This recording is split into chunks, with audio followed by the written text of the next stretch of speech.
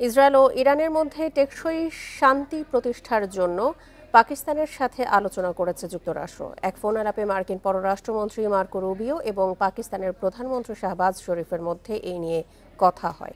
পাকিস্তান সবসময় মধ্যপ্রাচ্যে শান্তি প্রতিষ্ঠায় গঠনমূলক ভূমিকা রাখতে আগ্রহী বলেও জানান শাহবাজ। ফোন আলাপে রুবিও আবারও জোর দিয়ে বলেন, ইরান কখনোই পারমাণবিক অস্ত্র তৈরি বা অর্জন করতে পারবে না। এছাড়া ইরান ইসরায়েল যুদ্ধবিরতি কার্যকরে মার্কিন প্রেসিডেন্ট ডোনাল্ড ট্রাম্পের নেতৃত্বের প্রশংসা করেন শাহবাজ শরীফ। এর আগে হোয়াইট হাউসে পাকিস্তানের সেনাপ্রধান ফিল্ড মার্শাল আসিম মুনিরের সঙ্গে সাক্ষাৎ করেন ট্রাম্প। সে সময় মার্কিন প্রেসিডেন্ট বলেছিলেন, ইরান সম্পর্কে পাকিস্তান অন্য যে কোনো দেশের চেয়ে ভালো জানে।